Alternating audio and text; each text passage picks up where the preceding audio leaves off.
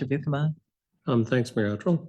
I realize we may not get them all, but I don't really see any that I would personally pull off the list. To me, they all have validity and are all of importance.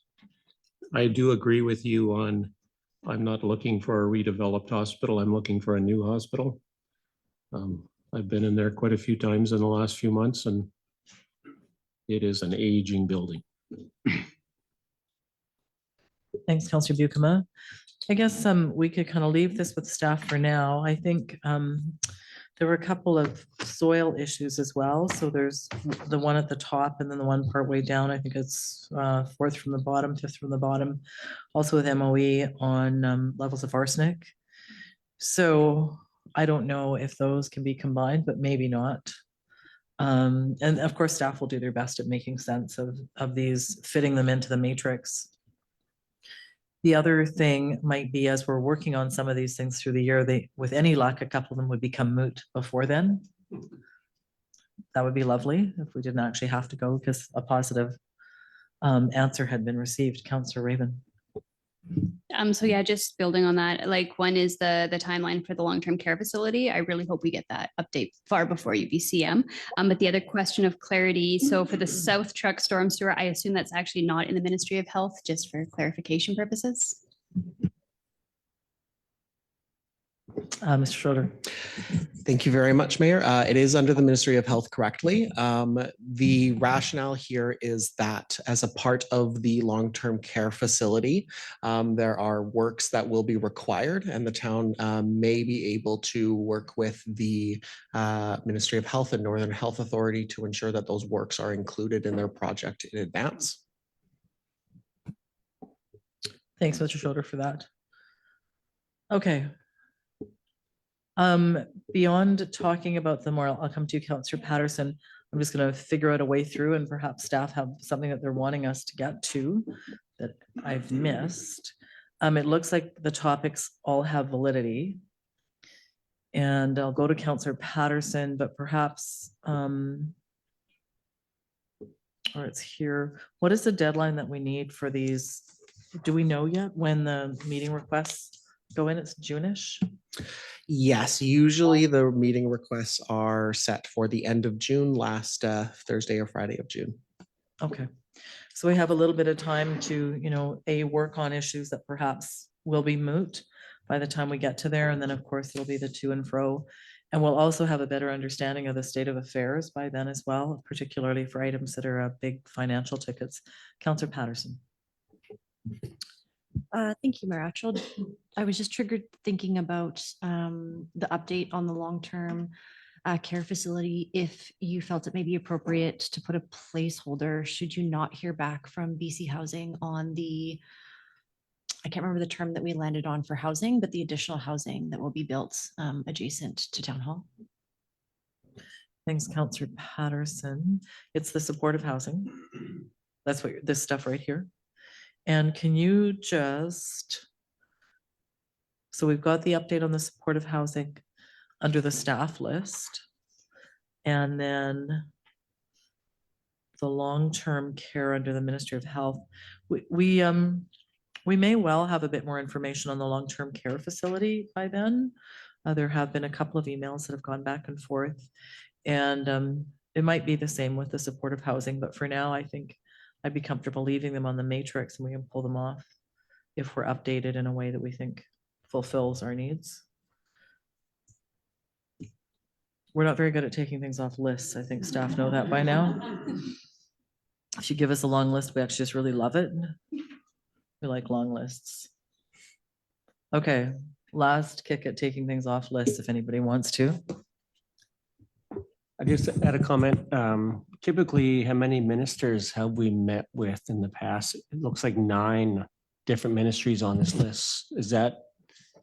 Are we up there usually? Just reviewing them, different UBCMs I've been to in my head. Yes, usually we're up fairly high. We end up around 15 sometimes, depending on how many meetings we request. Usually, we're very effective at getting the meetings that we request. Yeah, another tactic for us to consider, sorry, did I cut you off? Would just be you know, if an item is important enough and we have identified the MOE issues, it may be that there's a more effective way to raise those issues and, you know, take it off the UBCM list by doing some direct advocacy outside of UBCM. So there's a little bit of work going on the environmental, the soils. So who knows where we'll be by the time we need to make a decision on the UBCM meetings. Go ahead, Councillor Oliver. Oh, I didn't really realize my button was still on. I just had the town land by crown land transfer. So we talked about that a meeting ago, maybe. Is that something that we may hear something about before then as well? Or Mr. Dewar? Not sure how our connection is. We haven't. Yep. We're gonna hear.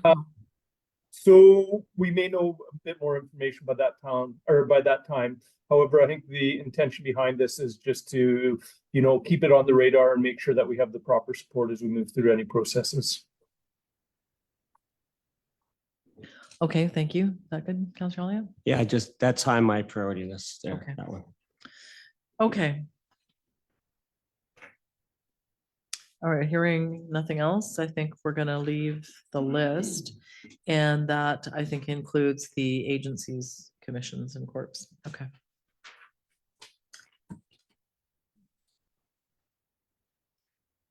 So the recommendation was that staff are going to research these topics and provide future reports. So insert priorities is the entire list, Ms. McKinley. Do you want a motion? Do you want the motion? Okay, someone make the motion and just inserting the whole list. Councillor Raven, Councillor Patterson, all in favor? Any opposed? And that's carried. Thank you. Okay. Report 5.2 from Ms. McKinley. Here we go on the, oh no, we're not quite there yet. Oh yeah, NCLGA, the resolutions.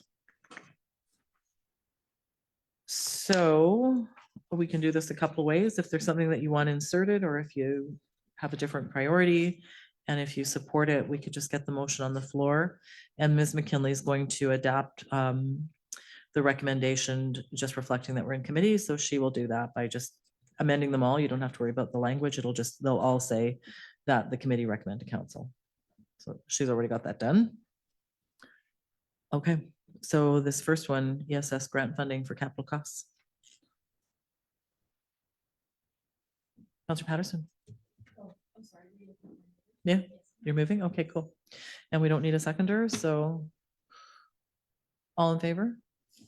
Any opposed? And that's carried. Okay, and then 5.3 is on increased capital funding for libraries. Yeah, you bet. I was wondering, sorry, thank you, Mayor Outro. I was wondering if we felt it necessary to add a descriptor under the whereas, the last bit of that sentence where it says and social services that support community well-being, and just maybe just being a little bit more prescriptive in what we're seeing specific to some of the conversations that we've had to date in local libraries becoming, for lack of a better word, community shelters. I'd just be interested to hear what others' thoughts are on that. Thanks, Councillor Patterson. Any reflection, Councillor Raymond? So just one thing is making things too prescriptive can sometimes cause if it gets to the floor, people to all of a sudden start debating just the wording. So I think having the social services as a bit of a blanket is good, where if we start drilling down as like a daytime kind of like shelter space or something, some people might argue that, and then it kind of detracts from the debate on the floor when they're just arguing semantics. So just my thoughts. Thanks, Councillor Raven. Councillor Leonard. I would support what Councillor Raven just said. Because the situation we have in Smithers might not be happening in some of the other municipalities. So I think a generalization is probably better. Thanks, Councillor Leonard. Councillor Bucama. Thanks, Mayor Hutchell. Yeah, I like the wording the way it is. I'm not sure I'd be comfortable putting libraries in a box where they have to become shelters. I don't think that's why libraries exist. Thanks, Councillor Bucama. I can support the recommendation as it is, although I appreciate the question, Counselor Patterson. I think many libraries end up serving this role, so. But I think because many libraries serve this role, the statement about the social services will probably be interpreted by many communities the same way. Okay, someone want to make that motion? Counselor Elliott, Counselor Elliott, we don't need, right. All in favor? Any opposed? And that was carried. Thank you. Okay, 5.4, expedite municipal applications for crown lands. So similar to what we talked about before. Just raising it through NCLGA first. Any discussion, Counselor Bucama? I was gonna say, I'll just move the recommendation as Thank you. worded. Any discussion? Counselor Patterson?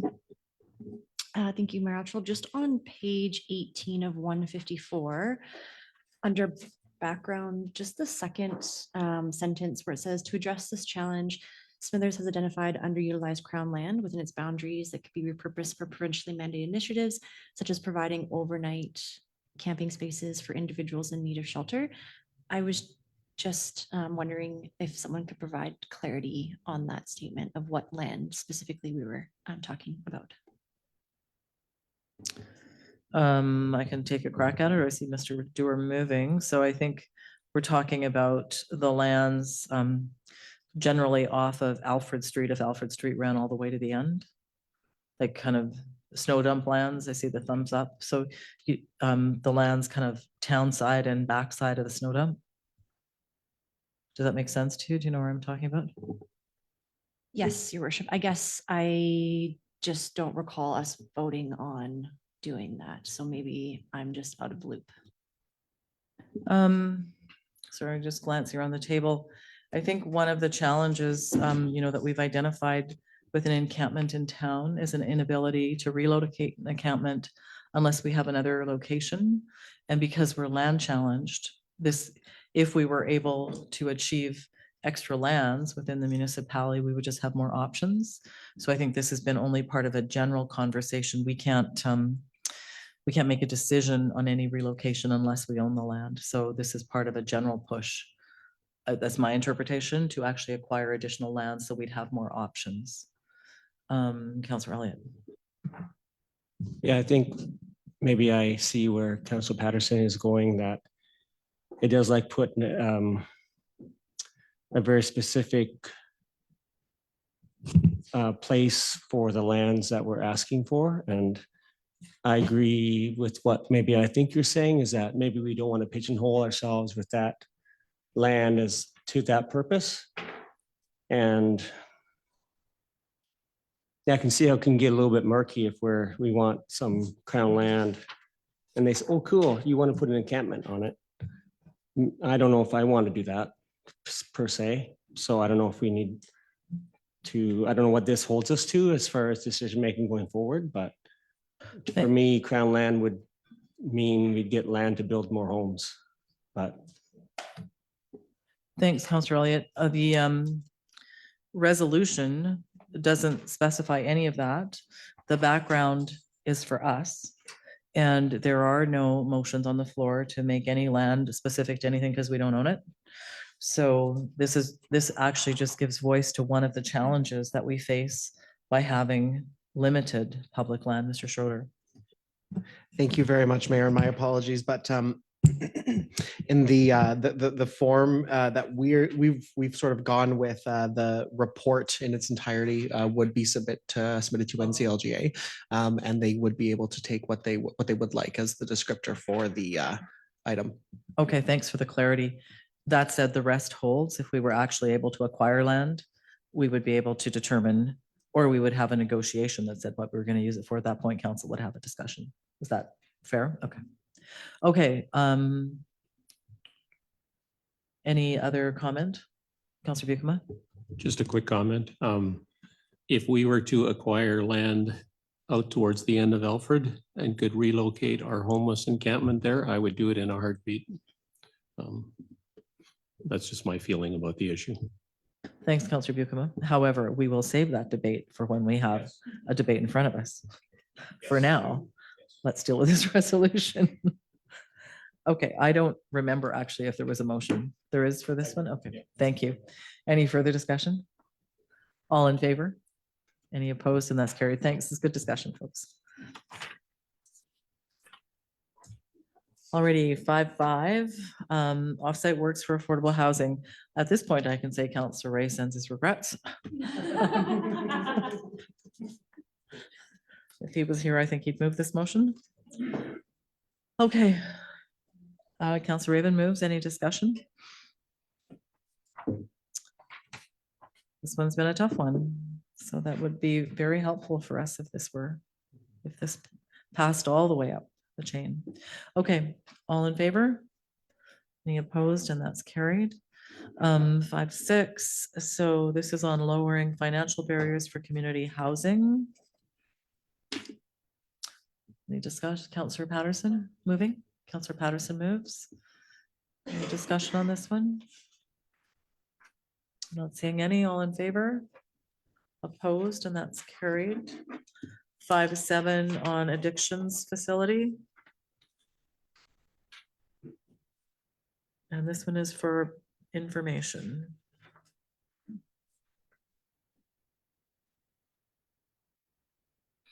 Sorry, I realize I'm confused now. I'm gonna take a second and regroup.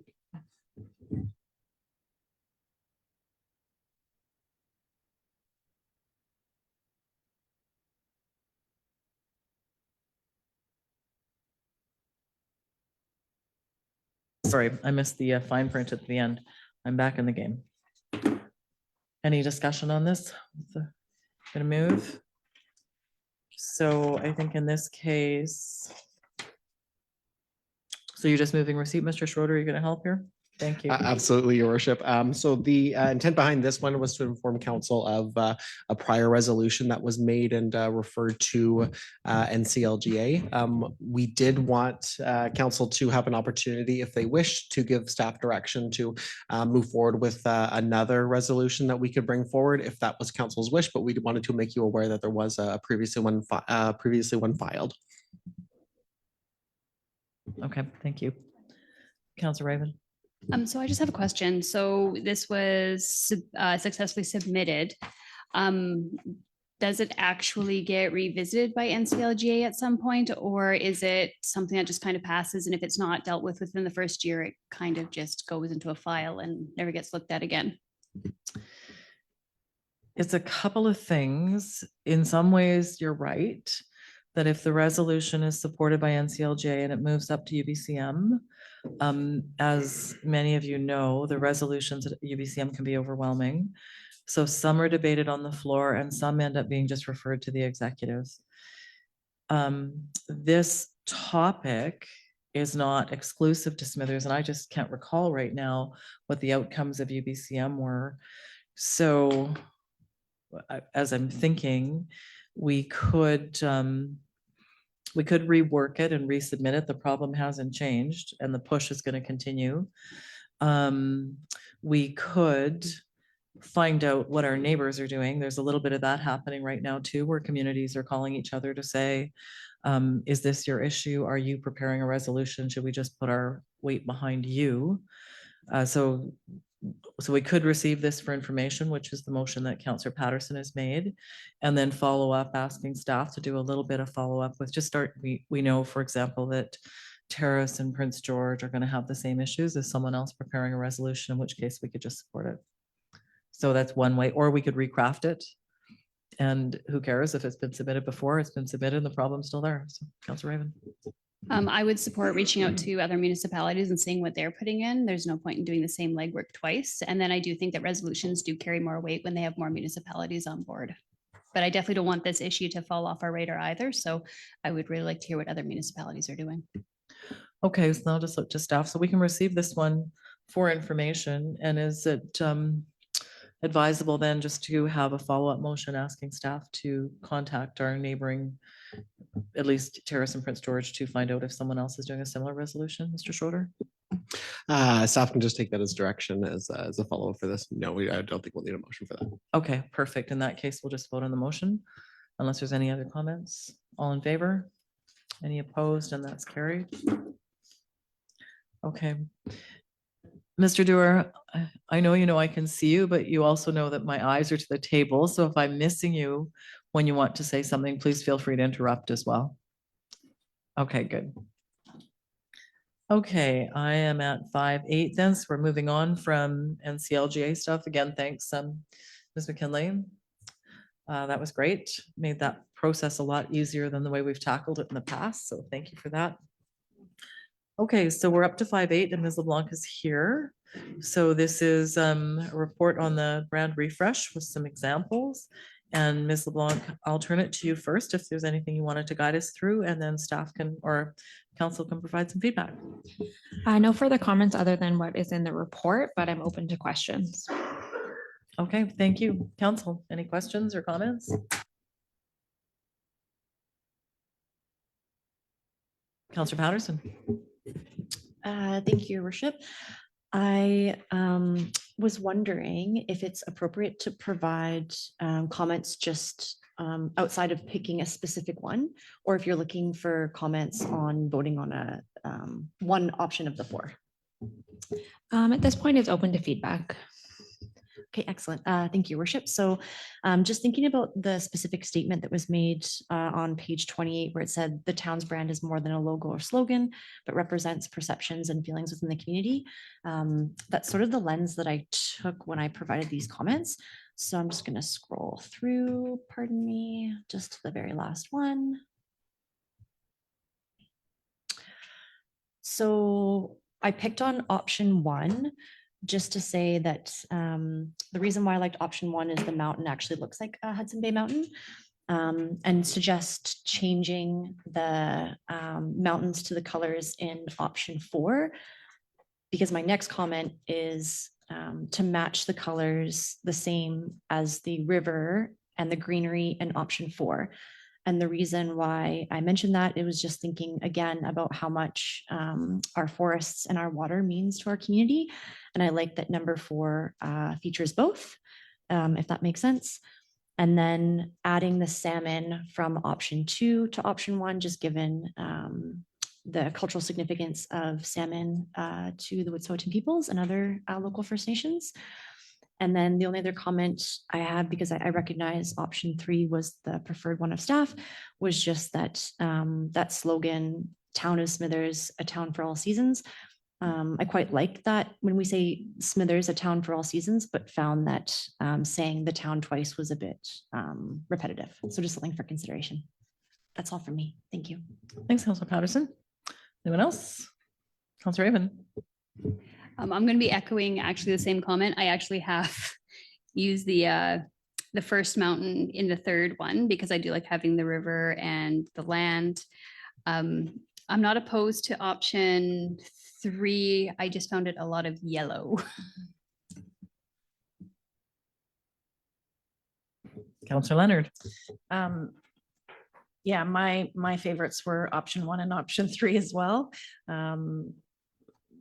Option three, the way it is, I'm perfectly fine with. I was struggling because I'm old and have lived here forever, that we were getting rid of the elfin horn man. But I've slept on it all weekend and realized that we do have to progress and appeal to a younger audience. So I would say I'm more partial to option one, but I'm good either way. Thanks, Councillor Leonard. You're not old. Just saying. Any other? One thing I will note is that the Smithers, the all caps there, this actually comes from the entrance signs, which I believe are rotary signs at the beginning. So that was kind of the theme of that, as well as a sign that says a town for all seasons. So trying to kind of keep with the history of the town of Smithers as we've had it before. Thanks, Ms. Blanc. Councillor Bucama. Probably not a real helpful comment, but I must confess I like option 1, 2, and 3. I like all three of them. I love Gem of the North. Thanks. Well, I think that really swings the voting, Councillor Bucama. Good work. Anyway, Councillor Elliott. I get a vote too, don't I? Yeah. I didn't have a preference per se, but I did. 1 and 4. I like 4 because of the colors. I like that there's blue and green in there. I like the mountains. They're all really good. I'm going to say that out loud, but everyone's got their own preference. I'm pretty old, but I like lots of different things. So I actually like 4 of my favorite, but I don't think anyone else picked that, so I'm not voted. So pick whatever you like, I guess. Thank you. Good work. Appreciate it. I like all of them, and I'm excited to see what's going to come out. Okay. Well, I took the moment to speak to Ms. LeBlanc earlier because if old is a theme, I love the Alpenhorn Man, so I'm probably sitting by myself. But what was made more clear just in the conversation is the requirement or the desire to have something that would fit more on the social media channels. So this wouldn't be a replacement of the town logo. I am a firm believer that if one's going to do a full refresh, and there's some language in the report that says this may not be wise, but I think, I do remember the creation of one of the earlier logos and one of the themes that the community bought into. And it had a lot of heart and people used it. And I think the best iteration of what becomes a community logo. So we can say that this is the brand for the corporation of the town of Smithers, but people look to us to be a part of the town of Smithers. So I think the best branding exercise does include that painful community consultation. However, that takes a lot of time and it takes a commitment and resources. And I don't think we're willing to go there at this point. So with that understanding that this buys us a little time where we could do a better job on our digital work. This is just for feedback. So correct me if I'm wrong, Ms. LeBlanc, you'll bring something back to us one more time for where you think this is taking you. Yes, unless council chooses otherwise today. So with that, I'd like to see that piece. So I support that you take the feedback that you've heard, probably from more than just council, but I guess this is the iterations that have come to council.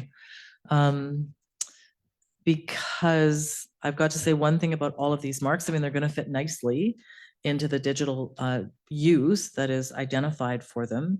It could go on branding, but it will be something that's very hard to roll back at a future time if we decide we're going to do a full rebrand.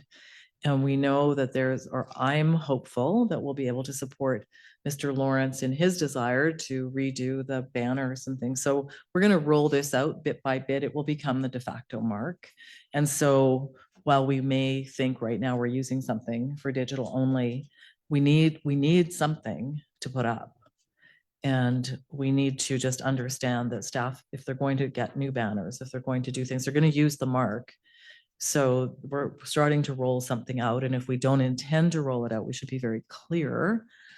And then we have to follow it up with a full branding. So I just think sometimes things just happen and we don't realize what we're doing, but I think that's what we're doing. So if people are really happy with this, we're thinking this is the corporation of the town of Smithers. There is a cutoff with some of the historical marks that's happening here. So you have to do that with intention, I think, versus just letting it fall, because I have lived through a few of these in the past and they don't always go well. So I think if we're going to support staff, it has to be fully. And so what I'm understanding is Ms. LeBlanc will bring us back an amalgam of whatever she's heard here with the voting and the comments, and then we'll see. But at that point, we're making that choice. So, okay, that's the end of my comments. So does anyone else have any other specific feedback? Councillor Patterson's was pretty clear. Actually, that's sort of picking apart of logos 1, 2, and 3, or however you did it. Okay, I'm not seeing anything else. Ms. LeBlanc. I'm just hoping to maybe get a bit more clarification from council on what exactly. I've heard a lot of feedback that, option 1 might be the way we're leaning into, but if there is any other specifics to which options I should bring back, I can work with the feedback I've had. A lot of it's very general. So just if there is any further feedback of the direction that council would like me to go in. Councillor Leonard, maybe what I'll say one thing though is if you want to give us the background on the reason you chose the types of color tones, because you said earlier, our current color palette is quite bright and it doesn't function online. So let's hear that part first. Yes, so I guess I didn't actually include it in this report, but in the original report asking for the reallocation of funding, I did attach our current brand standards. Those were done in 2008. The colors, the Pantones, and they're very bright. I know economic development has been kind of looking for hopefully a new branding so we can do some advertisements that publish a little bit better. You will see through these logo options, we did include that it's actually a gold, but it prints like an orange. Online, it also looks a little bit orange. So it's across different platforms, it looks different. That being said, because this is a brand refresh, we are keeping with those colors. However, we can phase in new ones and use those as additional colors, as complementary colors. But we are kind of keeping those colors so we don't have to redo the website. So we don't have to redo all of our social media templates. So we are kind of keeping with those colors. But yeah, that's kind of why we picked those colors. Thanks, Ms. LeBlanc. Councillor Leonard. Thanks for that, because that's where I was going to comment, is just on the colors. And I think that's why I liked, like, I'm more partial to option 1, but I'm hearing in the report that option 3 is favored by staff. Option 3 just looks dark to me, but maybe it doesn't online. I don't know. That's all I'll say. Thanks, Councillor Leonard. Okay, Councillor Buchan and then Councillor Patterson. So earlier I mentioned that I like 1, 2, and 3, my very unhelpful comment. But one of the things I specifically like about 2 and 3 is I like the little, like, it doesn't just say Town of Smithers, but there's also a little slogan attached. I miss a slogan in number 1. I like the slogan, Gem of the North, or a town for all seasons. I missed that in number 1. Thanks, Councillor Buchan. Councillor Patterson. Thank you, Your Worship. So through to Ms. LeBlanc. So if I had to vote this evening, I would go with option 1, with the preference of seeing, to Councillor Buchan's point, rather than, again, recognizing I'm not a big fan of the repetition, but if it just said Smithers, a town for all seasons, I quite like that slogan. And I would love to see the addition of a salmon, just recognizing the just cultural significance and to our local economy. I think that would be incredibly important. So that's all for me. Thanks. Thanks, Councillor Patterson. Councillor Raven. So I would say, yeah, 1 definitely would be a good point. And then I do like having the river blue. I will put that out there. Thanks, Councillor Raven. Councillor Elliott. I enjoy a slogan as well, so I think adding a slogan there would be helpful. I think people are familiar with a town for all seasons. I've heard it many, many times. And I like the river blue as well. And actually, you know, I'm kind of split between 1 and 4 just because of the design of the mountains. But I would go with number 1. This seems to be the preferred logo. So yeah, that's my point of view. Thank you. Okay, if we're gonna do this, and I'll do it too. So my favorite thing to do. I do prefer to color palettes. So, I mean, I could go with the 3 colors as well. So I am looking at option 3. And the reasons, you know, it's not that I actually like one of them more than the other, but I like the historical connection in the mountain design in option 3. So, and I've got to admit, I liked Councillor Patterson's comments about fish in there. So I don't know if that design could be redone to support the water plus the fish, but also additional color. I find that the single color and perhaps the design guidelines will allow for use of 1, 2, or 3 colors. I like all the colors. So there's not a color that I would pull out of there. And I think a slogan or no slogan, that it can just be changed. Those would be in the brand guidelines. I assume that in some ways you'd have the circle plus Town of Smithers. Sometimes you'd have the circle, the Town of Smithers plus the slogan, and additional slogans could be added as needed. Is that correct? Yeah, that's correct, depending on the application of the logo. Okay. So, yeah, and I would assume at some places you'd be adding a website. So some of the things you looked at is if we're using this on different types of hardscapes, there might be room for contact information, so they can be used different ways. Okay, so that's probably where I land, but none of them, there's nothing here that I'm going like, oh, that's terrible. I just feel less connection than I do to the current look, but I guess because it's been there for 30 years or something. Okay, does that round more helpful? Okay. All right, the motion, I don't think we have to do anything. We've done the feedback thing. You can't unhear it. Okay. Alrighty, thanks very much, Ms. LeBlanc. I know that the reports are one thing, the work that goes into them is a lot. So thank you for that. And now, the moment we've all been waiting for, another moment we've all been waiting for. Supplemental, I forgot it. Do we have to do it first? Why wouldn't I do 5-9? Oh, trickery, trickery. Okay, we're gonna do 5-9. Okay, 5-9, we have the report from Ms. Chandran. Again, I'm gonna say thank you for the work. It's a weighty document, so we know there's lots in there, but I also probably only know the tip of the iceberg of how much work this has been for you over the last, whatever it is now, year and a half, more than that, dealing with all the required changes. So thank you for that diligence and work getting us through this and getting us to this point.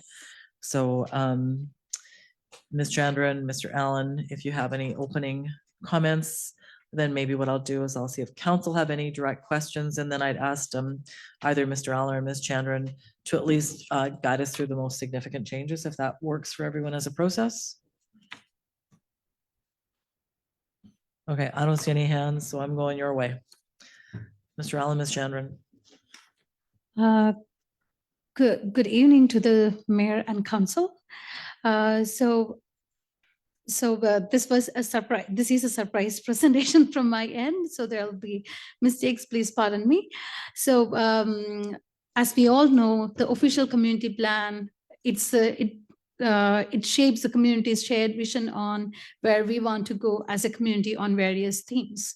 And the zoning bylaw actually sets the regulations on these themes, how we want to achieve those shared vision over time. So the last OCP, the joint update OCP and zoning bylaw was done in 2022. After going through an 18-month-long extensive community engagement process starting in early 2021. So the current zoning bylaw, that is 1936, bylaw 1936, was adopted on October 11th, 2022. And so as we all know, a zoning bylaw, when we drafted, it's based on best planning practices, what we heard from the community, but there are a lot of things that need to be tested, and that happens with the time. So over time, we noticed that there were some things that were not working, or we created some new issues while we were trying to fix some other issues. So we started creating a housekeeping list of amendments, and so after the adoption of the current zoning bylaw, there have been few zoning amendments that were initiated as part of private developments or BC housing project, like the one on Alfred. And the most important amendment came in the form of 1972. In the middle of last year, in response to the provincial housing legislation requirements. So which created a new zone, and like, as I said, we started creating this new housekeeping list, and we started, that list kept growing bigger and bigger. And so what we noticed recently was as we created this new LDR zone, there were several new developments that would struggle with the new regulations, because they, in the attempt to create a new zone that is highly flexible, we realized that we have new set of regulations that are not adequately equipped to address complex scenarios. So requiring developers or property owners to go through zoning amendment process constantly, which in a way defeats the purpose of the small legislation itself. So that's when we realized that we need to amend the entire new zone. And and as part of that, I started going through the entire zoning bylaw. And the moment it was like we crossed 70 plus amendments, we realized that it's going to be a huge administrative burden if we keep it as a housekeeping amendment. Rather, the best practice is to repeal the entire bylaw and adopt it as a brand new zoning bylaw. So the staff report presented here, it provides a very high level summary under the discussion section, what those individual amendments are supposed to be. So it provides a very high level summary. So, and the attachment 2 of the staff report, it provides a little more details. So if someone is interested in, where all these amendments are, so they can go through section wise and see which section is being amended or proposing to be amended and what it is for. So again, it doesn't include all the details. So that's why we had to include attachment 1, which clearly provides what is the exact amendment under each section. So, so if when we are looking at very high level, the intent is to address emerging issues that surfaced during the last few years. So one of the example is people living in RVs. Currently we don't have any regulation in our zoning bylaw that can prevent people from doing that. So those kind of situation needs to be addressed. And another one was group home. So we don't have any regulations. So not like it's very few communities that have group home regulations. Like this is something that I realized based on my research. So, but given that it has become a problem in the community, we need to address it. So those kind of new regulations were added, and so were definitions. We also realized the need to refine some of the definitions to have bit more tooth in implementing those regulations. And there were also a few inconsistencies in the way some of those uses were worded. So for instance, office use as an list identified as auxiliary to many of the commercial and industrial use. But office use, does that mean that if someone wants to open a full-fledged office in industrial, heavy industrial property, currently how it is worded, it is completely possible because it doesn't say that it must be exclusively associated to the principal use on the property. So those kind of loose ends need to be tied so that we don't jump into those kind of conflicting situations in the future. So, and a big component is just restructuring the entire low density residential zone to make it bring closer to the intent of the small legislation, make it highly flexible, how it was envisioned when we adopted the new zone, by specifying uses based on the actual parcel size, not limiting density to 4. So currently it is limited to 4. So it is not linked to the size of the parcel. So what that means is Smithers Area Housing Society, they plan for their entire BC housing application based on the 1936 regulations, and they were proposing some 20 units. But based on the current LDR zone regulations, they are permitted only in 4 units. So they will have to go through a zoning amendment. So we realized all those additional unintentional barriers that we created in the creation of the new zone. So we are creating new regulations or provisions to make all those, accommodate those developments that were intended to be accommodated in the zone, making it easier for any kind of housing development, but at the same time addressing at the same time respecting the form and character, because we clearly heard from the community that we want to maintain the community's character as a low density residential place. So that also needs to be maintained, but at the same time we have to enable opportunities to build on larger parcels and support densification as what was envisioned in LDR 1. So, and we also noticed several zoning errors, and this is very common when we adopt new zoning maps, because it's very hard to go parcel by parcel to confirm the correct zoning designation. And over time, we came across a few instances where the properties were incorrectly zoned, and some of them have been already fixed through one of the previous zoning amendments initiated soon after the adoption of 1936, but some were noticed recently. So we are also proposing to fix all those zoning errors as part of this update process. So at this point, I'm more than happy to answer any of your questions. I believe yeah, it can be a highly interactive way of having this discussion. Like we can go through section wise or however council feels comfortable. Thanks, Ms. Chandran. Mhm. I'm amazed at what you know by heart, because you were reciting a lot of dates and numbers and you weren't reading. Mhm. Like, it's all in your brain. It's pretty amazing. Okay, council, any questions or comments? Excuse me, was that a hand up, Councillor Patterson, or just you're good? You got, okay, Councillor Patterson. Thank you, Mayor Altschul. Just through to Ms. Chandran, just your dedication to continuous improvement is really impressive. And I understand the comment around why staff didn't feel it was necessary to undertake additional community engagement. But my only question is, I guess through to staff, if we feel that it may be appropriate to, in anticipation of the public hearing in late April or sometime in late April, if maybe we coordinate with the communication engagement specialist just to let the community know why, and you provide those 2 reasons. I was just thinking about during our campaign periods, just how many times we heard from people in the community around that transparency or lack of transparency.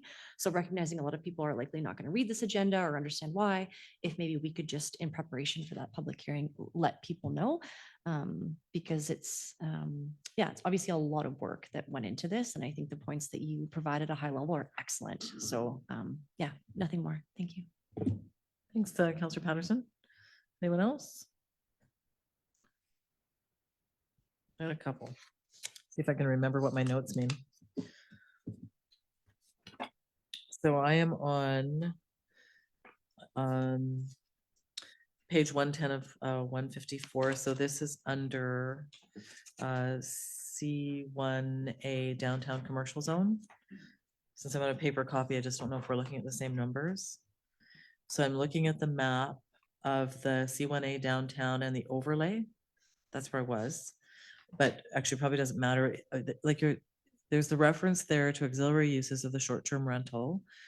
And this just relates to the one inquiry I had before with like the single story. Did that ever fit anywhere? So if we've got a single story building downtown, where normally you could have the short-term rental like on the 2nd story, but if you only have a 1 story, did we ever get anywhere on that?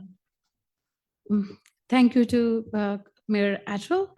Yeah, we have a zoning amendment application for that specific case, which is coming to the February 25th meeting. So, but at this point, we are not proposing to do a zone-wide amendment to accommodate those kind of scenarios, because it may have adverse housing implication. Currently, there are many units that are incentivized through DRT program, and at least some of those units are already in ground floor. So currently, 1 long-term rental unit is permitted at the rear of the ground floor of the principal building. But if we permit short-term rental, like ground floor and upper floor, then eventually it will erode all long-term rental stock. If we keep at least this restriction, we can make sure that at least 1 of those units will remain as long-term. Thank you. And then I just can't help myself. In all of the zoning, the thing that occurred to me was our difficulty with ever achieving a crematorium. Is that still left as it would be a specific application if someone purchased a piece of property? We don't have a zone where that fits. So that application when we had 2021, I believe.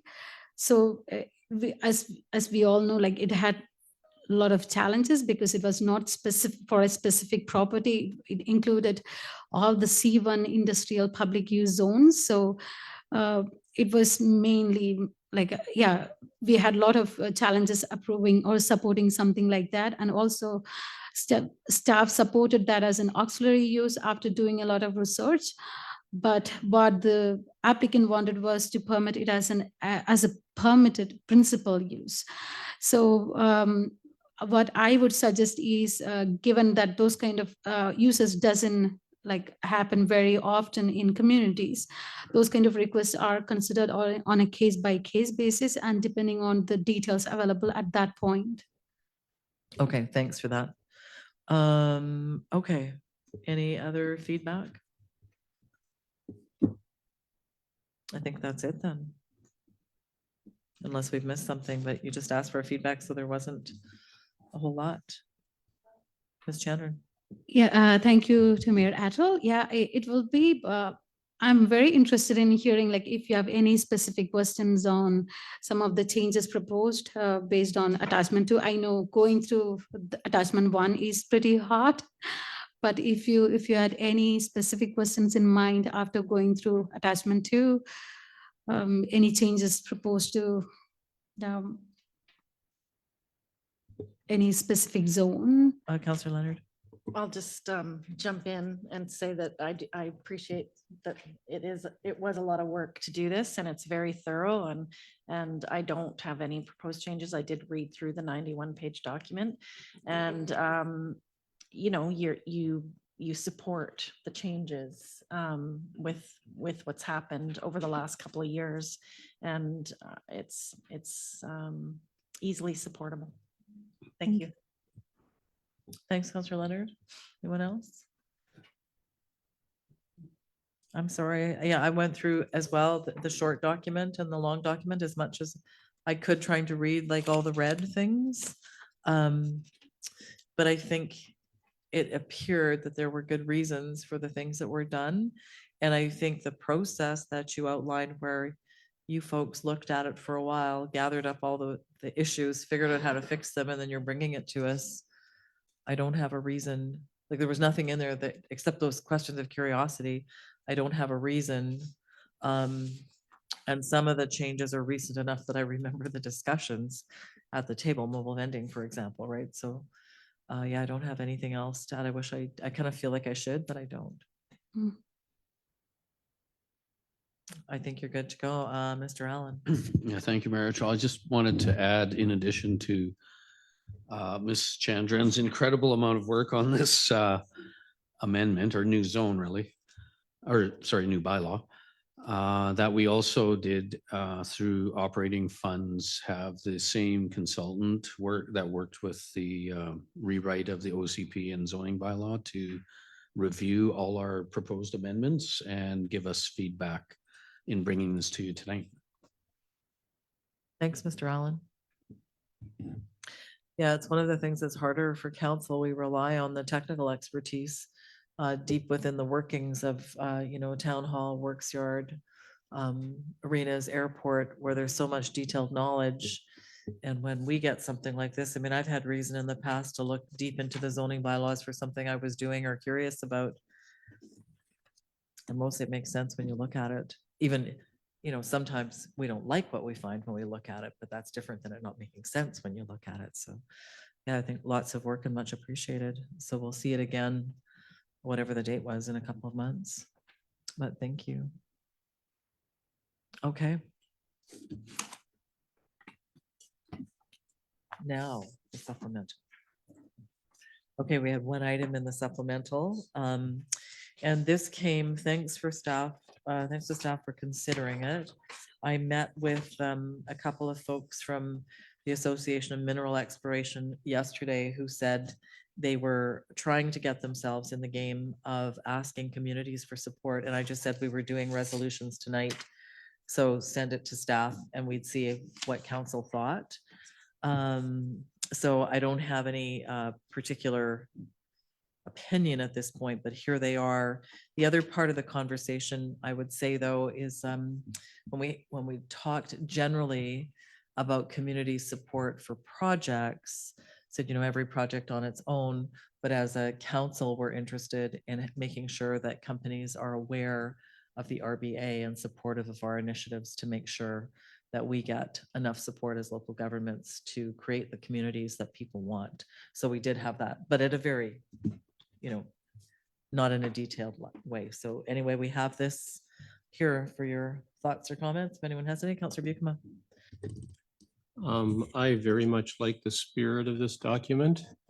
And I noticed that last week, Premier Eby as well talked about the importance of speeding up the permitting process for a lot of these resource projects, especially in light of all the economic uncertainties that Canada is facing right now and how we will badly need these resource revenues in the years to come. So I very much support what's here. Thanks, Councillor Buikema. Anybody else? So Councillor Patterson. Thank you, Mayor Attrell. Similar to Councillor Buikema's comment on the province already recently announcing their approach to fast tracking permitting. My only question, I just wasn't clear in that under Title II around the cumulative economic impacts on rural communities, where, so on one hand, they're asking for fast track permitting, but on the second, or pardon me, the first bullet under Title II, when they ensure that they want on all land-based decisions, an economic impact study, I think that's just a bit confusing because I just know that those can take a significant amount of time. And if you're asking to do that for every single piece of legislation on something, for example, even like a notice of work for, let's say, aggregate for, like they mentioned here, road construction, that can take us a significant amount of time. So I guess for me, whilst I agree, I do support the spirit and intent, I was just a little bit confused by what they were asking for. So just maybe a point of clarity. Thank you. Yeah, thanks, Councillor Patterson. I don't really have, I mean, I can't make a comment on that. Maybe my short thought would be just to, you know, even hold on to these. We can all reflect on them. So we've got the ones from staff. We have a bit of time. And we could even refer this one to the staff package so that it comes back to us again for consideration. And in the meantime, you know, this was part of the conversation too, that things that we may want to support at NCLGA collectively in the region or something that we want to carry on our own. So it may end up as well being how many resolutions we as council decide to put forward to NCLGA, that we may be doing some rationing as it gets closer. So for now, I'll just look to staff to see if this makes any sense. If we could add this to the package of resolutions, and then we'll make that final determination ahead of NCLGA. Mr. Schroeder, does that make any sense? Thank you very much, Mayor. It certainly does. We can come back with a rolled up report talking about all the different resolutions and get a council thumbs up on what they'd like to proceed with and perhaps tackle another list. Make the list longer. Councillor Leonard. It makes a reference to other communities having interest in these resolutions. So I would be curious to know what communities and who's supportive of it. Thank you. Thanks, Councillor Leonard. Okay, so maybe just to make that happen, let's have a motion to add this to our package of NCLGA resolutions. Thanks, Councillor Buikema. Do we need anything more clear than that, Mr. Schroeder? That'll do it. Okay, good. All in favor? Any opposed? And that's carried. Okay. I think we're there. Did I miss anything? Motion to adjourn. Councillor Buikema moves. All in favor? Any opposed? And we're adjourned. Thanks for joining us, Mr. Dewar. Enjoy your week.